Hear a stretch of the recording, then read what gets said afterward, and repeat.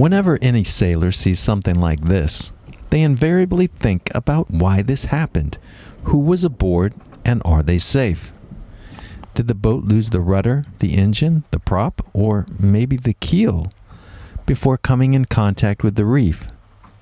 Was it weather, a malfunction, or just negligence that caused this boat to end up here? This video is about a few of the things that I do to make sure that Aquarius does not end up like this. Cue the intro.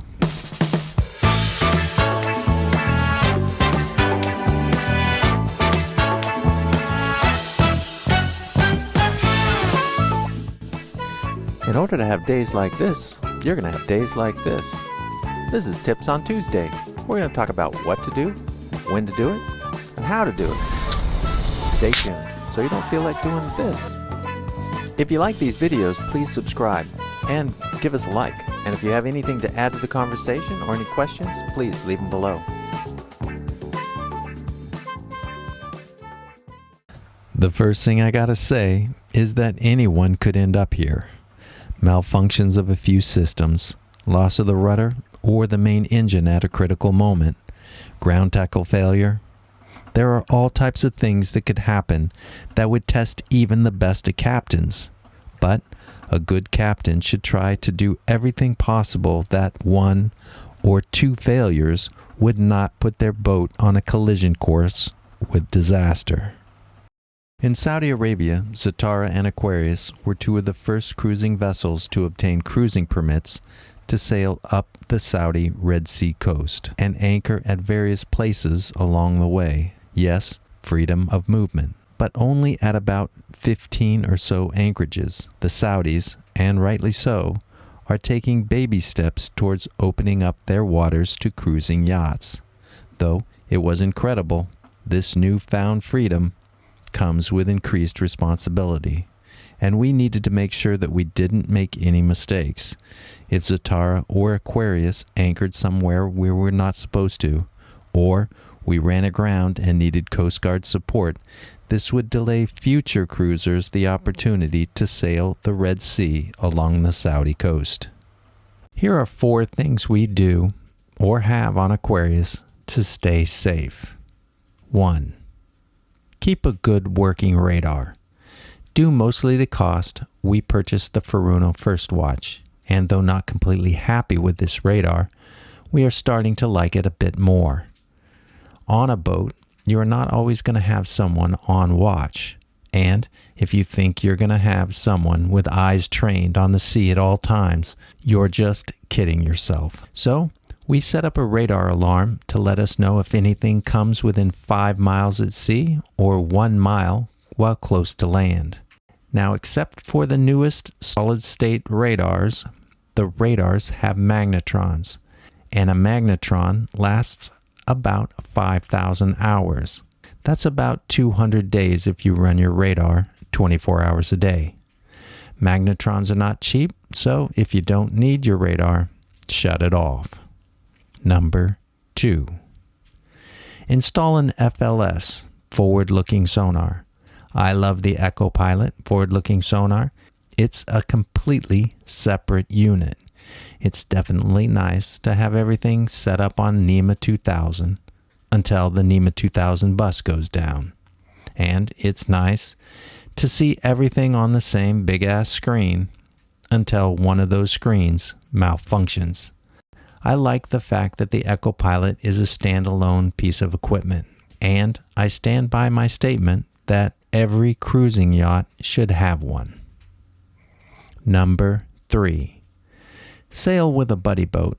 Yeah, it's great to sail alone sometimes, but it's also nice to have a buddy boat if something goes wrong. Number 4. The more maps, the better. Learn OpenCPN and make overlays for all your destinations. We have Navionics running on our pads and CM93 maps on OpenCPN on our computers. And I create OpenCPN satellite overlays for all our destinations. This was a must for Saudi waters. There's a link below for my video on how to make satellite overlays.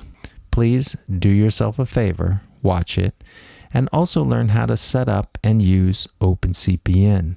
You will not regret it. There is no way I would have felt safe cruising Saudi waters without the satellite overlays I made.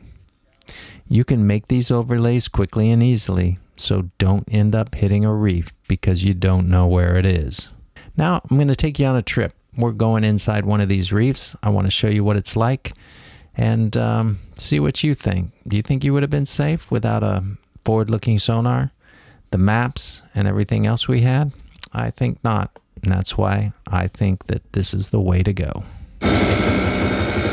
Here's our echo sounder, and the Echo Pilot is awesome for going into areas like this where it looks like it might be kind of shallow in places and you have a reef system around you. So this is going to be a big help, and OpenCPN is going to be a big help. What do you think about that? I'm a big help. Yeah, there's my big helper there. And meanwhile, I'm also watching it on Navionics, which has satellite overlays as well. Very cool. Like it.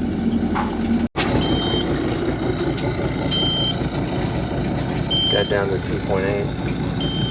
3.5. It's cool. It is good.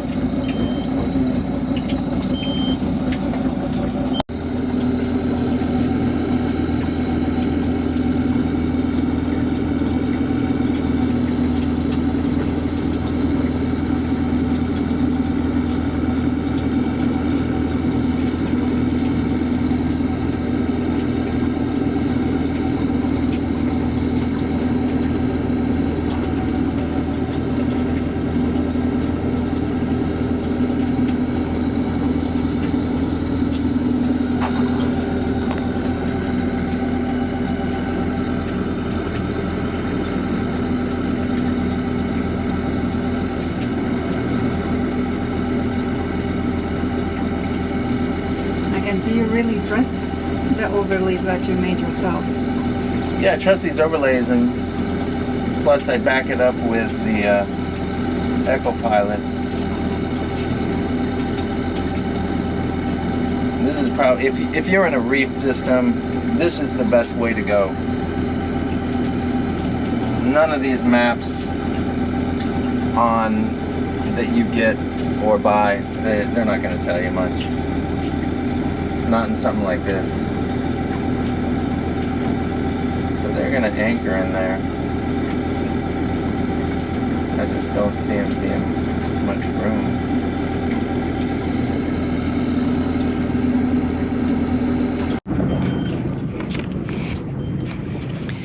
So as you can see, we are surrounded by reefs.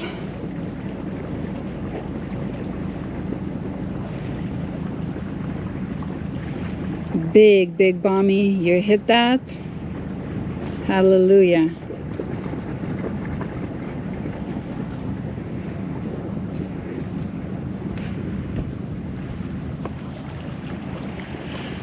Well, it seems like it's gonna be awesome diving or snorkeling. A bommy right here. A bommy right here.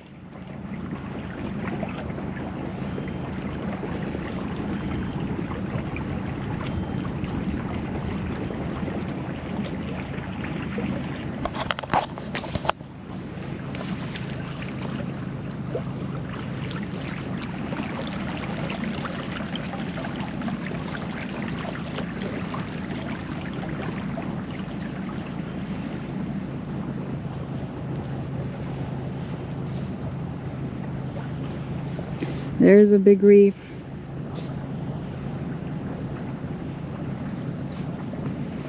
It's like Makimo Tuamotus, but small.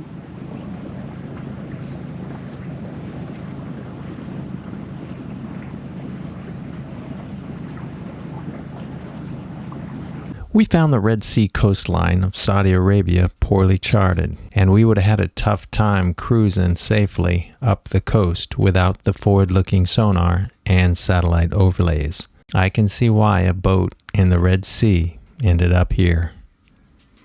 I hope this video helps somebody. Stay safe. Fair winds. Are you at war again? You are. Don't give me that look. I know what's going on. And that is going to be the tallest building in the world once it's finished.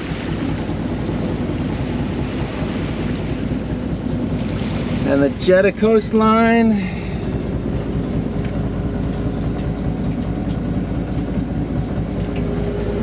And the Admiral at the helm. At war again, Admiral. Don't give me that look. I'm gonna go change on something more comfortable? Yes? Yes? More comfortable? Yes, yes, yes, yes. If you like this video, give us a like down below and click here to subscribe. That really helps us. And if you want to watch more of us, click one of those. They said they came from Spanish.